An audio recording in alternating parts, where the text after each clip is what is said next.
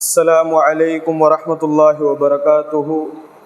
نحمد الله العليم ونصلي ونسلم على رسوله الكريم. أما بعد، فقد قال الله تعالى في القرآن الكريم والفرقان الحميد بعد أعوذ بالله من الشيطان الرجيم. بسم الله الرحمن الرحيم. يا أيها الذين آمنوا كتب عليكم الصيام كما كتب على الذين من قبلكم لعلكم تتقون. صدق الله العلي العليم. وقال رسول الله صلى الله عليه وسلم في حديثه الشريف: من لم يدع قول الزور والعمل به فليس لله حاجة في أن يدع طعامه وشرابه، أو كما قال عليه الصلاة والسلام. அளவற்ற அருளாளனும் நிகரற்ற அன்புடனுமாகிய அல்லாஹ் ஒருவனுக்கே புகழனைத்தும் உண்டாவதாக. அவனுடைய சாந்தியும் சமாதானமும் எம்பெருமானார் முஹம்மது முஸ்தபா ஸல்லல்லாஹு அலைஹி வஸல்லம் அவர்களின் மீதும், அன்னாரின் வாழ்க்கையை அடிபெறலாமல் அப்படியே வாழ்ந்து காட்டிய உத்தம சஹாபாக்கள், தாபிஈன்கள், தபஅ தாபிஈன்கள், ஹத்தாபுகள், அவுலியாக்கள், ஷுஹதாக்கள், சாலிஹீன்கள் என அத்துணை நல்லடியார்கள் மீதும் உண்டாவதாக. குறிப்பாக இந்த ஜும்ஆவில் கலந்து கொள்வதற்காக வந்திருக்கக்கூடிய நம்மவர் அனைவர்கள் மீதும் அல்லாஹு தாலாவுடைய அருள் என்றென்றும் நின்று நிலவட்டுமாக. ஆமீன். அல்ஹம்துலில்லாஹ். அல்லாஹு தாலாவுடைய பேரருளால் ஷஅபான் மாதத்தினுடைய இறுதி ஜும்மாவை நாம் அடைந்து இருக்கின்றோம். இன்ஷா அல்லாஹ் பிறை இன்று தென்பட்டு விட்டால் நாளை அல்லது நாளை கழித்து வரக்கூடிய அடுத்த நாள் நோன்பாக இருக்கக்கூடும். அல்லாஹு தாலாவுடைய பேரருளால் அல்லாஹு தாலா இந்த வருடத்தினுடைய ரமலானுடைய மாதத்தை, ரமலானுடைய நோன்பை அடைய செய்திருக்கின்றார். நாயகம் ஸல்லல்லாஹு அலைஹி வஸல்லம் அவர்கள் துஆ செய்வார்கள் அல்லவா? ரஜபினுடைய மாதம் நெருங்கிவிட்ட பொழுதே நாயகம் ஸல்லல்லாஹு அலைஹி வஸல்லம் துஆ செய்வார்கள், அல்லாஹும்ம பாரிக் லனா ஃபீ ரஜப வ ஷஅபான். ரஜபினுடைய மாதத்திலும் ஷஅபானுடைய மாதத்திலும் யா அல்லாஹ் எங்களுக்கு நீ பரக்கத் செய்வாயாக. வபல்லிக்னா ரமலான், ரமலானுடைய மாதத்தை எங்களை அடைய செய்வாயாக என்று நாயகம் ஸல்லல்லாஹு அலைஹி வஸல்லம் துஆ செய்வார்கள். அந்த அடிப்படையில் தான் ஒவ்வொரு தொழுகைக்கு பிறகும் ஒவ்வொரு பள்ளியிலும் தொடர்படியாக இந்த 2 மாதங்களும் இந்த துஆவை செய்து கொண்டிருப்பார்கள். அந்த அடிப்படையில் அல்லாஹு தாலா நம்முடைய துஆக்களை கபூல் செய்ததின் விளைவாக இன்ஷா அல்லாஹ் இந்த வருடத்தினுடைய ரமலானுடைய மாதத்தை நாம் அடைய இருக்கின்றோம். இதற்காக வேண்டி அல்லாஹு தாலாவுக்கு நாம் அதிகமாக சுக்குறுகளையும் நன்றிகளையும் நாம் செலுத்த வேண்டும்.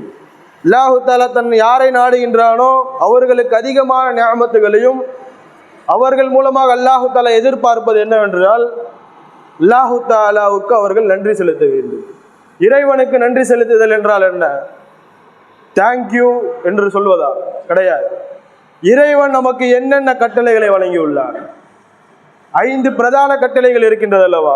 அந்த 5 பிரதான கட்டளைகள் போக இதர இருக்கக்கூடிய மற்ற கட்டளைகள், மற்ற கடமைகளை நாம் செய்ய வேண்டும். இதன் மூலமாக இறைவன் சந்தோஷப்படுகின்றார். இறைவன் சந்தோஷம் பட்டுவிட்டால் அவனுக்கு நாம் நன்றி செலுத்தவர்களாக ஆகிவிடுவோம். இதுதான் இறைவனுக்கு நாம் செலுத்தக்கூடிய நன்றிகள். அந்த அடிப்படையில் இன்ஷா அல்லாஹ் இந்த வாரத்திலிருந்து நாம் ரமலானுடைய நோன்பை நோக்க இருக்கின்றோம். ரமலானுடைய நோன்பு அல்லாஹு தாலாவிடத்தில் ஆக சிறந்த நோன்பாக இருக்கின்றது, கடமையான நோன்பாக இருக்கின்றது. மற்ற நோன்புகள் எல்லாம் அல்லாஹு தாலா கடமையாக ஆக்கவில்லை. நபிகள் நாயகம் ஸல்லல்லாஹு அலைஹி வஸல்லம் சுன்னத்தாக செய்தார்கள், நஃபிலாக செய்தார்கள். அதனை அல்லாஹு தாலா நம்ம மீது கட்டாயமாக நீங்கள் செய்தே தீர வேண்டும் என்று அல்லாஹு தாலா கடமையாக ஆக்கவில்லை. ஆனால் இந்த ரமலானுடைய மாதத்தில் நோன்பு நோற்பது கட்டாய கடமையாக இருக்கின்றது. பாலிகான ஒவ்வொரு ஆணின் மீதும், ஒவ்வொரு முஸ்லிமான ஆணின் மீதும், ஒவ்வொரு முஸ்லிமான பெண்ணின் மீதும் கட்டாய கடமையாக அல்லாஹு தாலா இந்த நோன்பை ஏற்படுத்தி இருக்கின்றார். நோன்பு என்பது சர்வசாதாரணமாக நாம் கருதுவது போன்று கிடையாது. இஸ்லாமிய மார்க்கத்திற்கும் வேற்று சமுதாய மார்க்கத்தினருக்கும் உள்ள வித்தியாசம் நோன்பு நிறைய மாறுபடும். நோன்பு நோற்பதின் முக்கிய நோக்கம் என்னவென்று சொன்னால் இறைவனை நாம் சந்தோஷப்படுத்துவது. இந்த அடிப்படையில் நோன்பு சம்பந்தமான மசாயில்கள், நோன்பாளி எப்படி இருக்க வேண்டும், எதுவெல்லாம் செய்தால் நோன்பு கூடும், எது செய்தால் நோன்பு முறிந்துவிடும், தராவினுடைய சட்டங்கள் என்ன, தராவி தொழுவது கட்டாய கடமையா, நஃபீலா சுன்னத்தா என்ற மசாயல்கள் எல்லாம் நாம் கட்டாயமாக தெரிந்து கொள்ள வேண்டும். தராவி பொறுத்தவரை நபிகள் நாயகம் ஸல்லல்லாஹு அலைஹி வஸல்லம் அவர்கள் தொழுதிருக்கின்றார்கள். தராவினுடைய மசாயில் பொறுத்தவரை அதிகமான பஹ்சுகள் அதில் நாம் சற்று கவனிக்க வேண்டிய விஷயங்கள் நிறைய இருக்கின்றது. நாயகம் ஸல்லல்லாஹு அலைஹி வஸல்லம் வளமையாக தராவி தொழுவார்கள். இரவு நேர தொழுகை வளமையாக நாயகம் ஸல்லல்லாஹு அலைஹி வஸல்லம் தொழுவார்கள். அவர்களுக்கு ஒரு உள்ளட்சம் ஏற்பட்டது. நான் இதை தொடர்படியாக செய்து கொண்டிருந்தேன் என்று சொன்னால் அல்லாஹு தஆலா இந்த உம்மத்தார்கள் மீது அதை கட்டாய கடமையாக ஆக்கிவிடுவான் என்று நாயகம் ஸல்லல்லாஹு அலைஹி வஸல்லம் அவர்கள் சற்று விட்டு நீண்ட தொடராக இல்லாமல் இடைவேளை விட்டு நாயகம் ஸல்லல்லாஹு அலைஹி வஸல்லம் தொழுது கொண்டிருந்தார்கள். அதற்கு பின் வந்த சஹாபாக்கள், உமர் ரலியல்லாஹு அன்ஹு போன்ற கலீஃபாக்கள் மூலமாக தராவினுடைய மசாயில் நமக்கு கிடைக்கின்றது. தராவி தொழுவது சுன்னத்தாக இருக்கின்றது. நாயகம் ஸல்லல்லாஹு அலைஹி வஸல்லம் அவர்கள் செய்த பிரதான சுன்னத். அதை நாம் கட்டாயமாக செய்ய வேண்டும். நாம் ஃபர்லை மட்டும்தான் செய்ய வேண்டும், மற்றவையெல்லாம் செய்ய வேண்டாம் என்ற ஒரு சின்ன சிந்தனை நமக்குள்ள இருக்கும். ஃபர்லு மட்டும்தான் செய்யணும், ஃபர்லு செய்யலைனா மட்டும்தான் பாவம் என்று நாம் கருதி கொண்டிருக்கின்றோம். அப்படி கிடையாது. சஹாபாக்கள் எல்லாம் நபிகள் நாயகம் ஸல்லல்லாஹு அலைஹி வஸல்லம் செய்த சின்ன சின்ன செயல்கள் எல்லாம் சுன்னத்தாக கருதி அவர்கள் தங்களுடைய வாழ்க்கையில் பின்பற்றி வந்தார்கள். அவர்கள் சுன்னத்தை நாயகம் ஸல்லல்லாஹு அலைஹி வஸல்லம் செய்தார்கள், நாமும் இதை செய்ய வேண்டும் என்று ஒரு சுன்னத்தை கூட தங்களுடைய வாழ்க்கையில் விடவில்லை. ஆனால் நம்முடைய நிலைமை எப்படி இருக்கின்றது? ஃபர்லு தான் நம்ம தொழுவணும், ஃபர்லு தான் கட்டாயமாக நாம் செய்ய வேண்டும். அதை தவிர்த்து விட்டு சுன்னத்தைகள் எல்லாம் நாம் செய்யாவிட்டோம் என்று சொன்னால் அதற்கு பாவங்கள் கிடையாது, அல்லாஹ் தஆலா கேள்வி கேட்க மாட்டான் என்று நாம் நினைத்துக் கொண்டிருக்கின்றோம். நாம் அடிக்கடி கூறுவது போன்றுதான் அல்லாஹ் தஆலா நாளை மறுமையில் கேள்வி கணக்குகள் கேட்கின்ற பொழுது முதலில் பிரதான கட்டளைகள், பிரதான கடமைகளை நீ செய்திருக்கிறாயா என்று நான் முதலில் பார்ப்பான். இப்படி பார்க்கின்ற பொழுது ஃபர்லான காரியங்கள் எந்தெந்த விஷயங்கள் எல்லாம் ஃபர்லாக இருக்கின்றதோ அதை முதல்ல அல்லாஹ் தஆலா ஆராய்வான். அதில் ஏதேனும் குறைபாடுகள் இருந்தால் அதை நிவர்த்தி செய்வதற்காக வேண்டி அல்லாஹ் தஆலா சுன்னத்துகள் நஃபில்கள் ஏதாவது இருக்கின்றதா என்று பார்ப்பார். அப்பொழுது நாம் சுன்னத் நஃபில் தொழவில்லை என்று சொன்னால், சுன்னத்துகளை நாம் செய்யவில்லை என்று சொன்னால் நாம் சிந்திக்க கடமைப்பட்டு இருக்கின்றோம். நம்மில் எத்தனை பேர் 100% இறைவனுடைய கட்டளையை தொழுகை நாம் குறையில்லாமல் நிவர்த்தி செய்கின்றோம் என்று நாம் சிந்தித்து பார்க்க கடமைப்பட்டு இருக்கின்றோம். நாம் எப்படி தொழுதாலும் அறிந்தோ அறியாமலோ ஏதேனும் குறைகள் தொழுகையில் ஏற்பட்டுவிடும். அதை எப்படி நிவர்த்தி செய்வது? இறைவன் நாளை மறுமையில் சுன்னத்துகளையும் நஃபில்களையும் நிவர்த்தி செய்வான் அதை வைத்து. ஆகையால் சுன்னத்துகளுடைய விஷயத்தில், நஃபிலுடைய விஷயத்தில் நாம் அதிக கவனம் கொள்ள வேண்டும். நாயகம் ஸல்லல்லாஹு அலைஹி வஸல்லம் தொடர்படியாக இந்த சுன்னத்துகளை செய்தால் உம்மத்தார்கள் மீது தராவி தொழுகை அல்லாஹ் தஆலா எப்படி 5 நேர தொழுகையில் கடமையாக ஆக்கினானோ அதே போன்று ஆக்கிடுவான் என்ற அச்சத்தின் காரணமாக நாயகம் ஸல்லல்லாஹு அலைஹி வஸல்லம் அதை வலிமையாக தொழவில்லை, இடைவேளை விட்டு தொழுதார்கள். நாயகம் ஸல்லல்லாஹு அலைஹி வஸல்லம் அவர்கள் காலத்துக்கு அடுத்து வரக்கூடிய உமர் ரலியல்லாஹு அன்ஹு அவர்கள் 2வது கலீஃபாவாக பதவி ஏற்கின்றார்கள். அவர்களுடைய காலகட்டத்தில் அவர்கள் பள்ளியிலே நுழைகின்றார்கள். இந்த ஹதீஸ் பிரபலமான ஹதீஸ். அப்துர் ரஹ்மான் இப்னு அப்துல் காரி ரலியல்லாஹு அன்ஹு அவர்கள் உமர் ரலியல்லாஹு அன்ஹுவோடு பள்ளியிலே நுழைகின்றார்கள். பள்ளியிலே நுழைகின்ற பொழுது மக்களுடைய கூட்டத்தினர் ஆங்காங்கே அவர்கள் சிறு சிறு கூட்டமாக நின்று தராவி தொழுது கொண்டிருந்தார்கள். சிறு கூட்டமாக 4-5 பேர் சின்ன சின்ன ஜமாத்தாக நின்று தராவி தொழுது கொண்டிருந்தார்கள். அப்பொழுது உமர் ரலியல்லாஹு அவர்கள் மனதில் ஒரு கவலை, மக்கள் தனித்தனியாக தொழுகின்றார்களே, இவர்கள் எல்லாரும் ஒரே ஹாஃபில் ஒரே காரிக்கு பின்னால் நின்று தொழுதால் நன்றாக இருக்குமே என்று அவர்களுடைய மனதில் ஒரு கவலை ஏற்படுகின்றது. அப்படி ஏற்படுகின்ற பொழுது உமர் ரலியல்லாஹு அவர்கள் உபை பின் கஅப் ரலியல்லாஹு அவர்களை நியமனம் செய்கின்றார்கள். தராவியினுடைய ஹாஃபிதாக அவரை நியமனம் செய்து அவருக்கு பின்னால் அனைத்து நபர்களும் தொழ வேண்டும் என்ற ஒரு விஷயத்தை அவர்களிடம் கூறுகின்றார்கள். கூறுகின்ற பொழுது அவர்களுக்கு அடுத்து வந்த மீண்டும் சிறிது நாட்கள் கழித்து உமர் ரலியல்லாஹு அன்ஹு அவர்களோடு அதே அப்துர் ரஹ்மான் இப்னு அப்துல் காரி ரலியல்லாஹு அன்ஹு அவர்கள் பள்ளியிலே நுழைகின்றார்கள். நுழைகின்ற பொழுது மக்கள் எல்லாம் ஒரே இமாமை பின்பற்றி தராவி தொழுகை தொழுது கொண்டிருந்தார்கள். இதை உள்ளத்தில் கண்டவுடன் உமர் ரலியல்லாஹு அவர்கள் கூறிய வார்த்தை, நிஅமல் பித்அத்து ஹாதிஹி, இது என்ன ஒரு அழகிய பித்அத், அழகிய வழிமுறை என்று அவர்கள் கூறினார்கள். பித்அத் என்று சொன்னால் பித்அத்தினுடைய விஷயங்கள் நிறைய இருக்கின்றது. அதை பற்றி நாம் அதிகம் பேசாமல் இந்த இடத்தில் என்ன தேவையோ அதை பற்றி நாம் பேச இருக்கின்றோம். அழகிய பித்அத்தாக நாயகம் ஸல்லல்லாஹு அலைஹி வஸல்லம் செய்யாத விஷயத்தை எப்படி சஹாபாக்கள் செய்தார்கள்? அழகிய பித்அத் என்றால் என்ன? நாயகம் ஸல்லல்லாஹு அலைஹி வஸல்லம் தராவி தொழுகை கடமையாக ஆக்கவில்லை. இப்படிதான் நீங்கள் தொழ வேண்டும், இத்தனை ரக்காத்துகள் தொழ வேண்டும் என்ற ஒரு வளமையை ஏற்படுத்தவில்லை. சஹாபாக்கள் எப்படி செய்தார்கள்? உமர் ரலியல்லாஹு அன்ஹு எப்படி அனுமதி இருக்கின்றது, அவர்களுக்கு எப்படி அனுமதி இருக்கின்றது தராவி தொழுகை கடமையாக ஆக்குவதற்கு?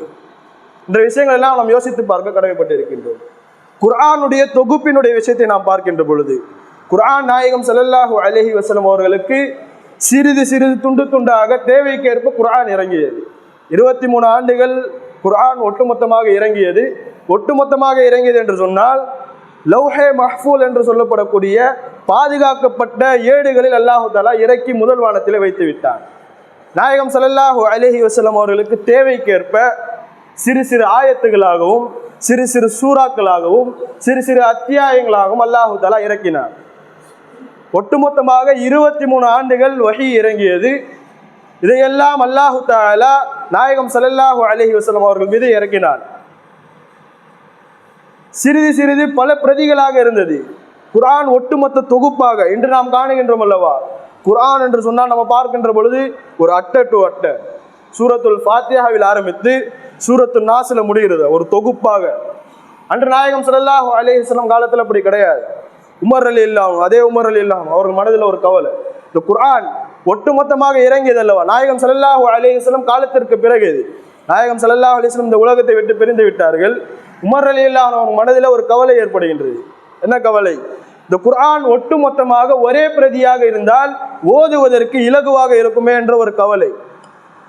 இந்த விஷயத்தை அப்பொழுது கலீஃபாவாக இருந்த அபூபக்கர் ரலியல்லாஹு அவர்களிடம் சென்று கூறுகின்ற பொழுது அபூபக்கர் ரலியல்லாஹு அவர்கள் மறுக்கின்றார்கள்.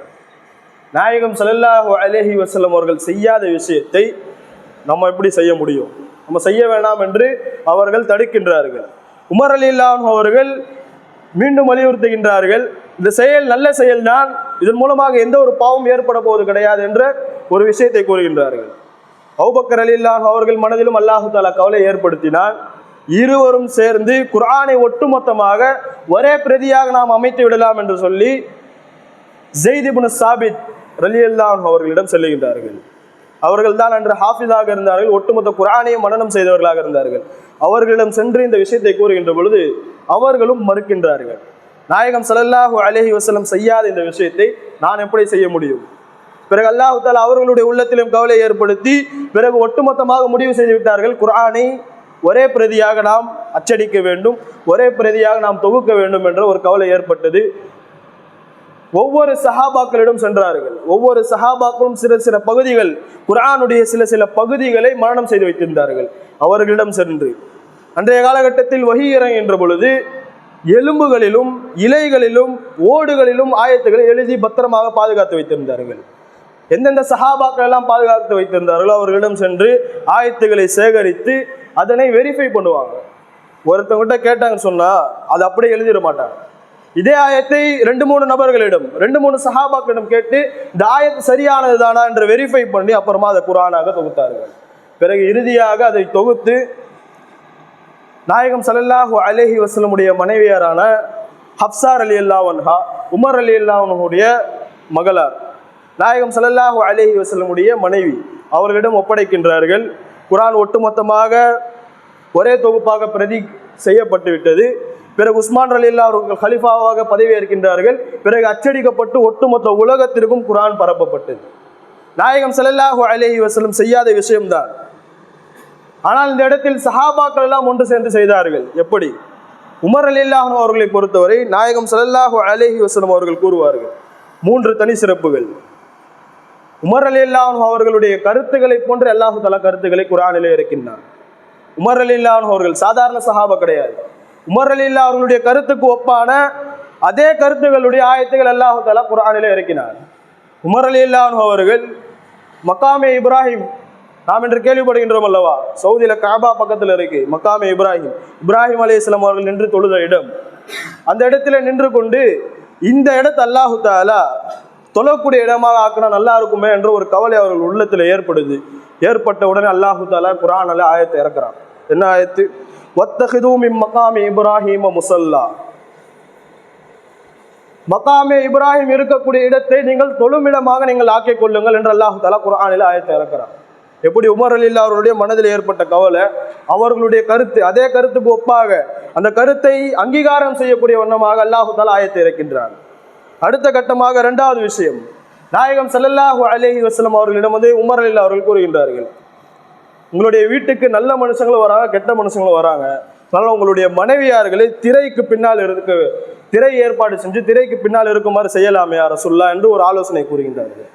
கூறிய அடுத்த நிமிடமே அல்லாஹு தஆலா குர்ஆனுடைய ஆயத்தை இறக்கின்றார். என்ன ஆயத்து? வஇதா ஸஅல்துமூஹுன்ன மதாஅன் ஃபஸ்அலூஹுன்ன மின் வராஇல் ஹிஜாப். ஹிஜாபினுடைய ஆயத்தை இறங்குகிறது. அடுத்த கட்டமாக பத்ரினுடைய களத்தில், பத்ரிலே போர் வெற்றி பெறுகின்றார்கள். வெற்றி பெற்ற பிறகு அதில் இருக்கக்கூடிய கைதிகள், அந்த பத்ரினுடைய பிணை கைதிகளை கைது செய்து வைத்திருக்கின்றார்கள். உமர் ரலியல்லாஹு அவர்கள் மஷூரா கூறுகின்றார்கள், அந்த கைதிகளை நம்ம கத்தல் செய்து விடலாம், அவர்களை கொலை செய்து விடலாம் என்று கூறுகின்றார்கள். அப்பொழுது நாயகம் ஸல்லல்லாஹு அலைஹி வஸல்லம் என்ன செய்கின்றார்கள், இவர்கள் நம்ம விடுதலை செஞ்சிடலாம், சில காசுக்கு பகரமாக அவர்கள் நம்ம விடுதலை செஞ்சிடலாம் என்று மற்ற சஹாபாக்களிடம் மஷூரா செய்த பிறகு அவர்கள் கூறுகின்றார்கள், அல்லாஹு தஆலா குர்ஆன்ல ஆயத்தை இறக்கிட்டான், அந்த நபர்களை, பத்ர்ல கைது செய்யப்பட்ட நபர்களை நீங்கள் கொலை செய்து விடுங்கள் என்று. உமர் ரலியல்லாஹு அவர்களுடைய கருத்துக்கு ஒப்பான அதே கருத்துக்களை கொண்ட ஹதீஸுகளை, அதே கருத்துக்களை கொண்ட ஆயத்துக்களை அல்லாஹு தஆலா குர்ஆனிலே இறக்கின்றார். மேலும் நாயகம் ஸல்லல்லாஹு அலைஹி வஸல்லம் அவர்கள் ஹதீஸிலே கூறுவார்கள், பிரபலமான ஹதீஸ், இன்னல்லாஹ ஜஅலல் ஹக்க, நிச்சயமாக அல்லாஹு தஆலா உண்மையை ஆக்கி இருக்கின்றான், அலா லிசானி உமர், உமர் ரலியல்லாஹு அவருடைய நாவிலே அல்லாஹு தஆலா உண்மையை ஆக்கி இருக்கின்றான். ஆக இந்த விஷயங்களெல்லாம் நாம் கவனித்து பார்க்கின்ற பொழுது சஹாபாக்கள் ஏற்படுத்திய இந்த தராவி தொழுகையினுடைய விஷயங்களை நாம் சொல்லலாம். தராவி தொழுவதற்கு எந்த ஒரு விளக்கமும் தேவை கிடையாது. நமக்கு முன்னால் இருந்த முன்னோர்கள் எல்லாம் தராவினுடைய தொழுகை 20 ரக்காத் என்று நிர்ணயம் செய்து 20 ரக்காத்தாக தொழுது வந்தார்கள். இறுதியாக வரக்கூடிய கலீஃபா அலி ரலியல்லாஹு அவர்கள் கூறுகின்றார்கள், அவர்களுடைய காலகட்டத்தில் ஒரு ஹாஃபிலை ஏற்பாடு செய்து, குர்ஆனை மனனம் செய்த ஒரு நபரை ஏற்பாடு செய்து, அவருக்கு முன்னால் அவரை ஓத வைத்து 20 ரக்காத் அவர்களை தொலை வைக்க சொல்லி, மீதம் இருக்கக்கூடிய 3 ரக்காத் வித்ரு வாஜிபை அலி ரலியல்லாஹு அவர்கள் தொலை வைத்தார்கள் என்ற குறிப்புகள் எல்லாம் கிதாபுகளே நமக்கு கிடைக்கின்றது. இந்த விஷயங்களை பொறுத்தவரை தராவி தொழுகை 20 ரக்காத்தாக கணக்கிடப்பட்டு அதை நாம் தொழுவது சுன்னத்தாக இருப்பது என்பதில் எந்த ஒரு சந்தேகம் கிடையாது. இதில் எந்த ஒரு குழப்பங்களும் தேவையில்லை, எந்த ஒரு சந்தேகங்களும் தேவையில்லை. நமது முன்னோர்கள் செய்தார்கள். நமது முன்னோர்கள் பிரபலமான அனைத்து நபர்களும், கிதாபை எழுதிய சஹாபாக்கள், தாபியீன்கள், தபா தாபியீன்கள், ஹலீஃபாக்கள், நமக்கு முன்னால் இருந்த சலஃபு சாலிஹீன்கள், அனைத்து நபர்களும் தராவி தொழுது இருக்கின்றார்கள். அதில் எந்த ஒரு சந்தேகமும் நமக்கு தேவை கிடையாது. நாமும் அதை செய்தோம் என்று சொன்னால் எந்த ஒரு பாவகரமான காரியமாக ஆகாது. தராவி தொழும் முழுவதுமாக அல்லாஹு தஆலா நன்மையை தான் தருகின்றார் என்பதில் எந்த ஒரு சந்தேகம் கிடையாது. அடுத்த கட்டமாக ரமலானுடைய மாதத்தில் நாம் என்னென்னவெல்லாம் செய்ய வேண்டும்? குர்ஆனை அதிகமாக ஓத வேண்டும். குர்ஆனை நமது முன்னோர்கள் எல்லாம் அதிகமாக, ஒரு நாளைக்கு எத்தனை குர்ஆன் அவர்களால் முடியுமோ, நம்ம சொல்வது போல் ஒரு ரமலானுக்கு கிடையாது, ஒரு நாளைக்கு அவர்களால் எவ்வளவு குர்ஆன் ஓத முடியுமோ அவ்வளவு குர்ஆன் தொழுகையில் ஓதுவார்கள். ஹாஃபிலாக இருக்கக்கூடிய நபர்கள் தொழுகையில் ஓதுவார்கள். எப்படி 7 நாளைக்கு ஒரு குர்ஆன், இதெல்லாம் வெளியில் கிடையாது, தொழுகையில் அவர்கள் ஓதக்கூடியது. அடுத்ததாக கத்தாதா ரஹ்மத்துல்லாஹி அலைஹி அவர்களும் தொழுகையிலே இது போன்றுதான் செய்து வந்தார்கள். 7 நாளைக்கு ஒரு குர்ஆன், ஃபர்லான தொழுகைகளோ சுன்னத்தான நஃபிலான தொழுகைகளோ ஓதி முடித்து விடுவார்கள். அடுத்த கட்டமாக நாம் பார்க்கின்ற பொழுது ஷாஃபி ரஹ்மத்துல்லாஹி அலைஹி அவர்கள் 2 நாளைக்கு ஒரு குர்ஆனை முடிப்பாங்க. மாலிக் ரஹ்மத்துல்லாஹி அலைஹி, ஹனஃபி ரஹ்மத்துல்லாஹி அவருடைய வரலாறுகளை நாம் பார்க்கின்ற பொழுது மாணவர்களுக்கு பாடங்கள் நடத்துகின்ற பொழுது ஹதீஸினுடைய பாடங்களை ரமலானுடைய மாதத்தில் குறிப்பாக தவிர்த்து விட்டு முழுவதுமாக குர்ஆனுடைய பாடங்கள் நடத்தக்கூடியவர்களாக அபூ ஹனீஃபா ரஹ்மத்துல்லாஹி அவர்களுடைய வாழ்க்கை வரலாறுகளிலும் மாலிக் ரஹ்மத்துல்லாஹி அவர்களுடைய வாழ்க்கை வரலாறுகளிலும் நமக்கு குறிப்புகள் கிடைக்கின்றது. இதன் மூலமாக நமக்கு தெரிய வருவது என்னவென்று சொன்னால், நம்மால் இயன்ற அளவு எந்த அளவு குர்ஆன்களை நமக்கு ஓத முடியுமோ அந்த அளவு நாம் குர்ஆனை அதிகமாக ஓத வேண்டும். குர்ஆன் ஓத தெரியவில்லை, குர்ஆன் ஓதுவது என்று சொன்னால் சரளமாக ஒட்டுமொத்த குர்ஆனை ஓதி முடிப்பதுதான் குர்ஆன் ஓதுவது என்று கிடையாது. நமக்கு குர்ஆன் தெரியவில்லை, இன்ஷா அல்லாஹ் இந்த ரமலானில் நாம் கற்றுக்கொள்ள முயற்சிக்க வேண்டும். அலிஃப் பா தா என்று ஓதுகின்றோம் அல்லவா, அதுவும் குர்ஆன் தான், அதுவும் குர்ஆன் தான். நமக்கு ஓத தெரியவில்லை என்ற கவலை வேண்டாம். இன்று எத்தனையோ மதரசாக்கள் வந்து விட்டது. சிறுவர்களுக்கான மதரசா, பெண்களுக்கான மதரசா, பெரியவர்களுக்கான மதரசா எல்லாம் ஏற்பாடு செய்து விட்டார்கள். நாம் வெட்கப்பட தேவையில்லை. கல்வி கற்கக்கூடிய விஷயத்தில் எந்த ஒரு வெட்கமும் தேவையில்லை, எந்த ஒரு தயக்கமும் தேவையில்லை. குர்ஆன் ஓத தெரியாவிட்டால் நமக்கு அருகில் இருக்கக்கூடிய ஹஸ்ரத்மார்களை, உஸ்தாதுமார்களை சந்தித்து அவர்களிடம் சில நேரங்களை குறிப்பிட்டு அந்த நேரத்தில் நம்மால் இயன்ற எவ்வளவு கற்றுக்கொள்ள முடியுமோ அவ்வளவு கற்றுக்கொள்ளணும். இதுவே குர்ஆன் ஓத தெரிந்தவர்கள், சரளமாக வேகமாக ஓத தெரிந்தவர்கள் இயன்ற அளவு எவ்வளவு குர்ஆனை ஓதி முடிக்க முடியுமோ ஃப்ரீயான நேரங்களில், காலியான நேரங்களில் ஓதி முடித்து விட வேண்டும். குர்ஆன் இறங்கிய மாதமாக இருக்கின்றது. இந்த மாதத்தில் தான் நாம் நன்மையை சம்பாதிப்பதற்கான இலகுவான வழிமுறையாக இருக்கின்றது. மற்ற மாதங்களில் நாம் அமல்கள் செய்வோம், அதற்கு உண்டான கூலிகள் கிடைக்கும். ஆனால் ரமலானுடைய மாதத்தில் குறிப்பாக ஒரு நன்மைக்கு பகரமாக அல்லாஹு தஆலா எவ்வளவு நன்மையை தருகின்றான்? 70 மடங்கு நன்மைகள் அல்லாஹு தஆலா தருகின்றான். மற்ற மாதங்களில் எல்லாம் இந்த ஆஃபர் கிடையாது. ரமலானுடைய மாதத்துல ஸ்பெஷல் அல்லாஹு தஆலா உம்மத்தார்களுக்கு கொடுக்கக்கூடிய மாபெரும் சூப்பரான ஆஃபர். இந்த ஆஃபரை நம்ம பயன்படுத்திக் கொள்ள வேண்டும். எப்படி பயன்படுத்திக் கொள்ள வேண்டும்? சின்ன சின்ன அமல்கள், மற்ற காலங்களில் நாம் செய்யக்கூடிய பெரிய பெரிய அமல்களை விட இந்த மாதத்தில் சின்ன சின்ன அமல்கள் எல்லாம் பெரும் பெரும் நன்மைகளை வாங்கி தரும் என்பதில் எந்த ஒரு சந்தேகம் கிடையாது. சுதந்திர போராட்டத்தில் போராடியதற்காக மஹ்மூதுல் ஹசன் ரஹ்மத்துல்லாஹி அலைஹி அவர்கள், ஷைகுல் ஹிந்த் அவர்கள் என்று கூறுவார்கள், அவர்களும் அவர்களோடு உசைன் அஹ்மது மதனி ரஹ்மத்துல்லாஹி அலைஹி அவர்களும் கைது செய்யப்பட விடுகிறார்கள். சுதந்திர போராட்டத்தில் போராட்டம் செய்கின்றார்கள், புரட்சி செய்கிறார்கள் என்ற காரணத்தினால் அவர்களை கைது செய்து விடுகின்றார்கள். மால்டா என்று சொல்லப்படக்கூடிய சிறையில் அவர்களை அடைத்து விடுகின்றார்கள். அப்பொழுது மஹ்மூதுல் ஹசன் ரஹ்மத்துல்லாஹி அவர்கள் உள்ளத்தில் ஒரு கவலை. ஒவ்வொரு வருஷமும் ரமலானுடைய மாதத்துல நான் ஒரு ஹாஃபிலுக்கு பின்னாடி நின்று ஒட்டுமொத்த குர்ஆனையும் நான் செவியால கேட்பேன், எனக்கு ஆரோக்கியமா சந்தோஷமா இருக்கும். இந்த வருஷம் முடியாது, ஜெயிலில் இருக்கிறோம், சிறைச்சாலையில் இருக்கிறோம், இந்த வருஷம் முடியாது என்ற ஒரு கவலை. அருகில் இருந்த உசைன் அஹ்மது மதனி ரஹ்மத்துல்லாஹி அலைஹி அவர்கள் கூறுகின்றார்கள், இந்த வருஷமும் அது மாதிரி முடியும், இந்த வருஷமும் தராவி நம்ம தொழுலாம். எப்படி என்று கேட்கின்ற பொழுது அதற்கான பதில் அவர்கள் கூறவில்லை. ரமலானுடைய மாதம் தொடங்கியது. ஒவ்வொரு நாளும் ஒரு ஜுசு என்ற கணக்கு அடிப்படையில் உசைன் அஹ்மது மதனி ரஹ்மத்துல்லாஹி அலைஹி அவர்கள் சிறையிலே அமர்ந்து ஒரு ஜுசு அன்னைக்கே மனப்பாடம் பண்ணி அன்னைக்கு நைட்டே தராவில தொழ வச்சு மஹ்மூதுல் ஹசன் ரஹ்மத்துல்லாஹி அவர்களுடைய மனதிற்கு ஆறுதலை ஏற்படுத்தினார்கள். ஒரு முன்னோர்கள் எல்லாம் இப்படி ஓதி மனப்பாடம் செய்து பல்வேறு விதமான நன்மைகளை சம்பாதித்திருக்கின்றார்கள். அவர்கள் எந்த காலகட்டத்தில் இருந்தார்கள்? ஆங்கிலேயர்கள் அவர்களை சிறையில் அடைத்த பொழுது கவலையான நேரத்தில் நம்ம யாரை பற்றி சிந்திப்போம்? முழுக்க நம்மளை பற்றி தான் சிந்திப்போம். அவருடைய சிந்தனை அப்படி கிடையாது, முழுவதுமாக இறைவனை நோக்கிய சிந்தனை. அதன் விளைவாகத்தான் அல்லாஹு தஆலா அவர்களுடைய அந்தஸ்தை உயர்த்தினார். நம்முடைய அந்தஸ்தும் உயர்த்தப்பட வேண்டும் என்று சொன்னால் நாமும் முன்னோர்கள் செய்து என்னென்ன விஷயங்கள் எல்லாம் இருக்கின்றதோ அந்த விஷயங்களை நம்முடைய வாழ்க்கையில் பின்பற்றி செய்ய வேண்டும். அடுத்த கட்டமாக ரமலானுடைய நோன்பினுடைய மசாயல்கள் நிறைய இருக்கின்றது. சின்ன சின்ன மசாயல்கள் தான் நாம் அதிகமாக கவனம் செலுத்தக்கூடிய மசாயல்கள், அதிகமாக நாம் தெரிந்து கொள்ள வேண்டும். கண்ணில் காதில் நம்ம சொட்டு மருந்து போடுகின்றோம் அல்லவா? சொட்டு மருந்து போடுவதன் மூலமாக நோன்பு முறியுமா? இந்த சொட்டு மருந்து நம்முடைய தொண்டைக்கு இறங்கி விட்டால் என்று சொன்னார், காதிலோ மூக்கிலோ ஏற்படக்கூடிய சொட்டு மருந்து தொண்டையில் அதனுடைய டேஸ்ட் இறங்கும். அப்படி இறங்குச்சுன்னு சொன்னால் நோன்பு முறிஞ்சிடும். அப்படி இறங்கலைன்னு சொன்னால் நோன்பு முடியாது. அதனுடைய டேஸ்ட், அதனுடைய சுவை தொண்டையினுடைய குழியை அடைந்து விட்டான் என்று சொன்னால் நோன்பு என்பது முறிந்துவிடும். அடுத்த கட்டமாக நாம் பார்க்கின்ற பொழுது ஒருவருக்கு ஆழமான காயம் ஏற்பட்டு இருக்கின்றது, பயங்கரமான அடி. அந்த இடத்துல மருந்து போடுகின்ற பொழுது அந்த மருந்து உள்ளே வரை சென்று விட்டால் என்று சொன்னால் நோன்பு முறிந்துவிடும். அடுத்த கட்டமாக வாந்தியினுடைய மசாலை நாம் பார்க்கின்ற பொழுது வாந்தி, இயற்கையாக வாந்தி ஏற்படுகின்ற பொழுது நோன்பு என்பது முடியாது. அதே வேண்டுமென்றே வாய்க்குள் விரல்களை விட்டு வாந்தி ஏற்படுத்தி நாமே வாந்தியாக எடுத்தோம் என்று சொன்னால் நோன்பு முறிந்துவிடும். நாயகம் ஸல்லல்லாஹு அலைஹி வஸல்லம் ஹதீஸிலே கூறுவார்கள், மறதியாக நாம் செய்யக்கூடிய விஷயங்கள் நோன்பை முறிக்காது. பிரபலமான ஹதீஸ் புகாரி கிதாபுகளில் நமக்கு காண கிடைக்கின்றது. நாயகம் ஸல்லல்லாஹு அலைஹி வஸல்லம் அவர்கள் கூறுவார்கள், மன் அக்கல நாசியன், யார் மறந்த வண்ணமாக சாப்பிட்டு விடுகின்றாரோ, ஏதேனும் ஒரு வஸ்தை சாப்பிட்டு விடுகின்றாரோ, வஹுவ சாயிமுன், அவரோ நோன்பாளியாக இருக்கக்கூடிய நிலையிலே, ஃபல்யுத்திம்ம சௌமஹு, அவர் தன்னுடைய நோன்பை தொடரட்டும், நோன்பை முறிக்க வேண்டாம்.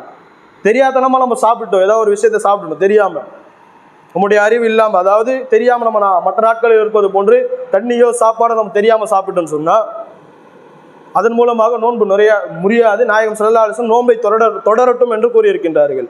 அடுத்த கட்டமாக பின்னாடி இன்னொரு வாசகத்தை நாயகம் ஸல்லல்லாஹு அலைஹி வஸல்லம் கூறுகின்றார்கள், ஃபஇன்னமா அத்அமஹுல்லாஹு வஸகாஹு, நிச்சயமாக அந்த மனிதருக்கு யார் உணவை உண்ண வைத்தார்? அல்லாஹு தஆலா. இந்த நபருக்கு யார் தண்ணீர் பருக செய்தது? யார்? அல்லாஹு தஆலா. மறதியாக ஏற்படக்கூடியது எல்லாம் அல்லாஹு தஆலா ஏற்படுத்தியதுதான். அதன் மூலமாக நோன்பு என்பது முறியாது என்று பிரபலமான ஹதீஸ் மூலமாக நமக்கு காண கிடைக்கின்றது. நோன்பு முறியாது என்று சொன்னால், உதாரணமாக நாம் தண்ணி பருகுகின்றோம் தெரியாத்தனமாக, பிறகு ஞாபகம் வந்துருச்சு சொன்னால் உடனே நம்ம அதை விட்டுறணும். இந்த நோன்பு முறிஞ்சிச்சு அப்படியே நம்ம சாப்பிட்டுக்கிட்டே இருக்கலாம் அப்படின்ற கிடையாது. இந்த விஷயங்கள் எல்லாம் அதிகமாக கவனம் செலுத்த வேண்டும். வயதானவர்கள், நோயாளியாக கடுமையான நோயால் பாதிக்கப்பட்டவர்கள் எல்லாம் நோன்பை விடுவதற்கான அனுமதி இருக்கின்றதா என்று கேட்டால், அவர்கள் நோன்பை விடுவதற்கான அனுமதி இருக்கின்றது. அவர்கள் அதற்கு பகரமாக ஃபிதியாக்கள் வழங்க வேண்டும். ஃபிதியா என்று சொன்னால் நஷ்ட ஈடு பணம் வழங்க வேண்டும். நஷ்ட ஈட்டினுடைய பணம் என்னவென்று சொன்னால், வயதானவர்கள், அவர்களால் நோன்பை வைக்க முடியாது, நோன்பு வைத்தால் மரணம் ஏற்பட்டு விடும் என்ற நிலைமையில் இருக்கக்கூடியவர்கள், சாதாரண நோய், ஜுரம் என்ற போன்ற நோய்கள் எல்லாம் நோன்பை நாம் விட்டுவிட்டோம், கடுமையான அதிகபட்சமாக இருக்கக்கூடிய நோய்களுக்கு மட்டுமே அனுமதி இருக்கின்றது. நோன்பை விட்டுவிட்டு அதற்கு நாம் கலா செய்து விட வேண்டும். வயதானவர்கள், வயது மூப்பானவர்கள், தங்களால் நோன்பே வைக்க முடியாத நிலைமையில் இருக்கக்கூடியவர்களுக்கு மட்டுமே இஸ்லாமிய மார்க்கம் ஃபிதியா என்ற ஒரு அம்சத்தை அவர்களுக்கு வழங்குகிறது. ஃபிதியா என்று சொன்னால், ஒவ்வொரு நோன்புக்கு பகரமாக அவர்கள் சதக்கத்துல் ஃபித்ரினை நாம் வழங்குகின்றோம் அல்லவா, 630 கிராம் கோதுமை, இன்றைய நிலவரப்படி ரூபாய் 90 வருது. ஜமாத் உலமா சபை அவர்கள் அதுதான் நம்ம நிர்ணயம் செய்து கொண்டு இருக்கின்றார்கள். ரூபாய் 90. ஒவ்வொரு நோம்புக்கு பகரமாக அந்த கோதுமை 630 கிராம் கோதுமை நம்ம கொடுக்கணும். அப்படி இல்லைன்னு சொன்னால் அதற்கு உண்டான காசு எவ்வளவோ அதை நம்ம ஏழைகளுக்கு கொடுத்து விட வேண்டும். இது கடுமையான நோய் பாதிக்கப்பட்டவர்கள், வயதானவர்கள், நோன்பை வைக்க முடியாத என்ற நிலைமை அடைந்தவர்களுக்கு மட்டும்தான் அந்த சட்டம். மற்றவர்கள் எல்லாம் சின்ன சின்ன நோய், சின்ன சின்ன ஜுரம், சளி, இருமல் போன்றதுக்கெல்லாம் நோன்பை விடுவதற்கான அனுமதிகளே கிடையாது. தெரியாத்தனமாக நாம் நோன்பை விட்டுவிட்டோம் என்று சொன்னால் அதை கலா செய்தே ஆக வேண்டும். தெரியாத்தனமாக நாம் நோன்பை முறித்து விட்டோம், வேண்டுமென்றே நாம் நோன்பை முறித்தோம் என்று சொன்னால் அதிகமான மசாயல்கள் அதிலே சம்பந்தப்படும். கஃபாரா, பிராய்ச்சித்தம் என்று கூறுவார்கள். தொடர்படியாக ஒரு நோன்பை வேண்டுமென்றே முடியல, வெயிலாருக்கு வேண்டுமென்றே நாம் முறித்தோம் என்று சொன்னால் தொடர்படியாக 2 மாதங்கள் நோன்பு வைக்க வேண்டும். ஒரு நோன்புக்கு பகரமாக 2 மாதங்கள் தொடர்படியாக நாம் நோன்பு வைக்க வேண்டும். நோன்பு வைப்பதற்கான சக்திகள் இல்லை என்று சொன்னால் 2 மாதம் தொடர்படியாக ஏழைகளுக்கு நாம் உணவளிக்க வேண்டும். பெரும் பெரும் மசாலைகள் எல்லாம் சம்பந்தப்பட்டிருக்கின்றது. இந்த விஷயங்கள் எல்லாம் கவனமாக இருக்க வேண்டும். சின்ன விஷயம்தான் என்று நாம் அசட்டையாக இருந்தோம் என்று சொன்னால் அல்லாஹு தஆலா நாளை பிடித்து விடுவார். நாயகம் ஸல்லல்லாஹு அலைஹி வஸல்லம் அவர்கள் கூறுவார்கள், உங்களில் ஒருவர் எந்த ஒரு தங்கடம் இல்லாமல், நோயினுடைய தங்கடம் இல்லாமல் ரமலானுடைய நோன்பை விட்டுவிட்டால் என்று சொன்னால் அந்த நோன்பை அவர் வருடம் முழுதும் நோன்பு நோட்டாலும் அந்த நன்மை அவரால் பெற்றுக்கொள்ள முடியாது என்று நாயகம் ஸல்லல்லாஹு அலைஹி வஸல்லம் அவர்கள் கூறுவார்கள். சஹருடைய விஷயத்திலும் அதிகமான மசாலைகள் சம்பந்தப்பட்டிருக்கின்றது. நாயகம் ஸல்லல்லாஹு அலைஹி வஸல்லம் அவர்கள் கூறுவார்கள், தஸஹரு இன்ன ஃபிஸ் சுஹூரி பரக்கத்தன், நோன்பாளிகள் சஹர் செய்யுங்கள், சஹர் செய்வதன் மூலமாக அல்லாஹு தஆலா அதிலே பரக்கத்தை வைத்திருக்கின்றார் என்று நாயகம் ஸல்லல்லாஹு அலைஹி வஸல்லம் கூறுவார்கள். மற்றவர்களுக்கும் நமக்கும் உள்ள வித்தியாசம், நாயகம் ஸல்லல்லாஹு அலைஹி வஸல்லம் அஹ்லு கிதாபு சொல்லப்படக்கூடிய யஹூதிகள், நசராக்களுக்கு நீங்கள் மாற்றம் செய்யுங்கள், ஹாலிஃபுல் யஹூத வன் நஸாரா என்று நாயகம் ஸல்லல்லாஹு அலைஹி வஸல்லம் கூறுவார்கள். யஹூதிகளும் அஹ்லு கிதாபுகளும் நோன்பு வைப்பார்கள். எப்படி நோன்பு வைப்பார்கள்? சஹரனுடைய உணவை உண்ண மாட்டார்கள். அவர்களுக்கு நாம் மாற்றம் செய்ய வேண்டும். சஹரனுடைய உணவை உண்டு, சஹரனுடைய நேரத்தில் பரக்கத்தான நேரம், அந்த நேரங்களில் நாம் துவா செய்தோம் என்று சொன்னால், இஃப்தாரனுடைய நேரத்தில் நாம் துவா செய்தோம் என்று சொன்னால் அல்லாஹு தஆலா கட்டாயமாக ஏற்றுக்கொள்வான் என்பதில் எந்த ஒரு சந்தேகம் கிடையாது. இந்த ரமலானுடைய மாதத்தை முழுக்க பிரயோஜனம் உள்ளதாக, பயனுள்ளதாக நாம் ஆக்கிக்கொள்ள வேண்டும். தேவையில்லாத விஷயங்கள், மொபைல் ஃபோன் பயன்படுத்துவது, அது சம்பந்தப்பட்ட விஷயங்கள் எல்லாம் முழுவதுமாக நாம் தவிர்த்து கொண்டோம் என்று சொன்னால்தான் முழுவதுமாக ரமலானுடைய பயனை நாம் அடைய முடியும் என்பதில் எந்த ஒரு சந்தேகம் கிடையாது. அடுத்த கட்டமாக ரமலானுடைய மசாயில்கள், சட்டங்கள், நோன்பு சம்பந்தப்பட்ட சட்டங்களில் ஏதேனும் சந்தேகங்கள் இருந்தால் இன்ஷா அல்லாஹ் தனிப்பட்ட முறையில் கேளுங்கள். இன்ஷா அல்லாஹ் அவர்களுக்கு விளக்கங்கள் கூறப்படும். அல்லாஹு தஆலா இந்த ரமலானுடைய மாதத்தில் அதிகமான அமல்கள் செய்யக்கூடியவர்களாக நாம் அனைவரும் ஆக்குவானாக. வ ஆகிரு தஅவானா அல்ஹம்துலில்லாஹி ரப்பில் ஆலமீன். அஸ்ஸலாமு அலைக்கும் வரஹ்மத்துல்லாஹி வபரகாத்துஹு.